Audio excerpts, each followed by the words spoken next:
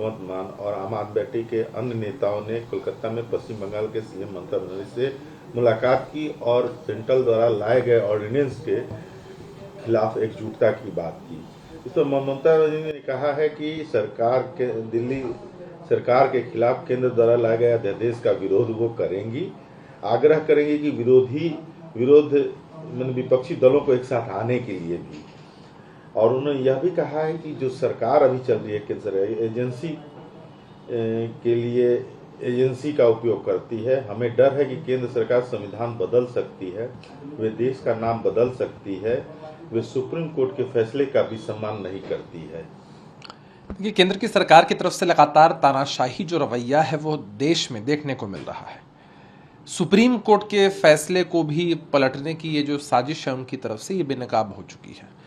और इस पूरे मामले पर तो हमारे नेता नीतीश कुमार जी हो, हमारे राष्ट्रीय अध्यक्ष आदरणीय ललन सिंह जी हो, दोनों ने मंतव्य दिया ही। और हमें लगता है कि विपक्ष की सभी पार्टियों को इसका समर्थन करना ही चाहिए। और अरविंद केजरीवाल जी खुद और भगवंत मान जी, जैसे कि आपने बताया, उन्होंने मुलाकात की है ममता बनर्जी जी से, उन्होंने भी समर्थन दिया है। हमें लगता है कि विपक्ष के लोग अगर पूरी मजबूती के साथ खड़े रहेंगे तो ये ऑर्डिनेंस गिर जाएगा।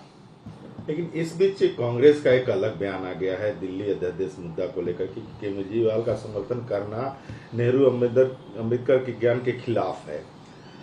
आप अपनी लड़ाई लोगों की लड़ाई कैसे बना सकती है? वो कहती है कि शिक्षा में, स्वास्थ्य में बहुत काम किया है। ये जो श्रेय लेते हैं ये भी दिल्ली में तैनात अफसरों का काम है। ये अंडमान निकोबार द्वीप समूह से अफसर लाए हैं क्या? उन्हें डर है कि अब वे फंस गए हैं, वे लोगों का ध्यान भटका रहे हैं, वे शराब घोटाले और अन्य घोटालों में फंस गए हैं। अजय माकन ने दिल्ली में नौकरशाहों के स्थानांतरण पर केंद्र के निर्देश पर कांग्रेस का पक्ष रखा। इसका मतलब कांग्रेस नहीं साथ। ये कांग्रेस पार्टी का इसमें क्या मंतव्य है, इस पर हम लोगों का तो विशेष इंटरफेरेंस नहीं हो सकता है। लेकिन हमें ऐसा लगता है कि विपक्ष के अधिकांश दल इसका समर्थन करेंगे और कांग्रेस पार्टी का शीर्ष नेतृत्व निश्चित रूप से इस पर विचार करेगा। अभी माकन साहब का बयान आया है, कांग्रेस के कोई आधिकारिक प्रवक्ता हो या राष्ट्रीय कमेटी के लोग हों या राष्ट्रीय नेतृत्व खुद इस पूरे मामले पर मंतव्य दे, तब बातें समझ में आएंगी। आज IMF भारत को वैश्विक अर्थव्यवस्था में एक उच्च स्थान मानता है।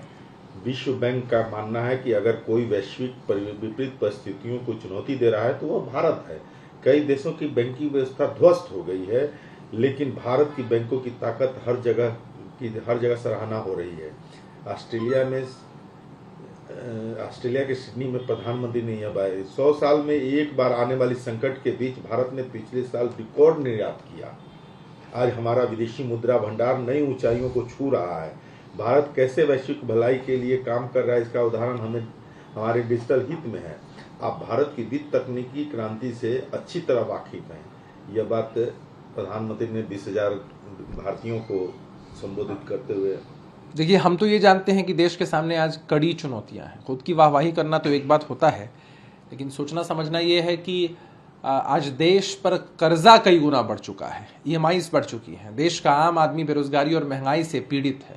कहा गया था कि विदेशों से काला धन वापस लाया जाएगा, नौकरियां मिलेंगी, रोजगार के सुअवसर मिलेंगे, महंगाई घटेगी, सबके घर में खुशहाली आएगी। लेकिन लगातार जिस तरह का रवैया केंद्र की सरकार का रहा है उससे आम आदमी नाखुश है। तो अब अपने मुंह मियां मिट्ठू बनना है, बाहर जाकर वाहवाही लूटनी है, अपनी डफली अपना राग अलापना है, तो इन्हें कौन रोक सकता है?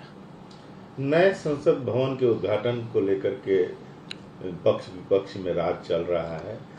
इस पर केंद्रीय मंत्री हरदीप सिंह पुरी का बयान आया है। उन्होंने कहा कि अगस्त 1975 में तत्कालीन PM इंदिरा गांधी ने संसद एनेक्सी का उद्घाटन किया और बाद में 1987 में PM राजीव गांधी ने संसद पुस्तकालय का उद्घाटन किया।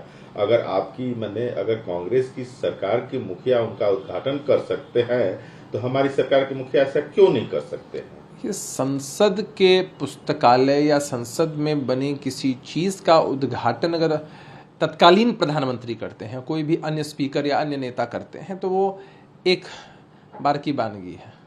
लेकिन पूरी की पूरी संसद जो देश की आम जनता की है, उसका उद्घाटन तो प्रोटोकॉल और नियमों के हिसाब से या एक सकारात्मक मैसेज जाए उसके हिसाब से देश के प्रथम नागरिक राष्ट्रपति जी को करना चाहिए था। लेकिन इन लोगों ने राष्ट्रपति जी को जिस तरह से निमंत्रण दिया है, नहीं दिया है, क्या मामला है, वो भी स्पष्ट नहीं किया है। और ये लोग चाहते हैं कि सिर्फ इनका चेहरा चमके, इसलिए इस तरह की बैटिंग कर रहे हैं।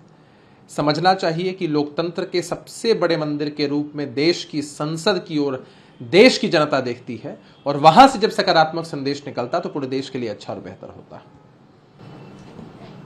केरल में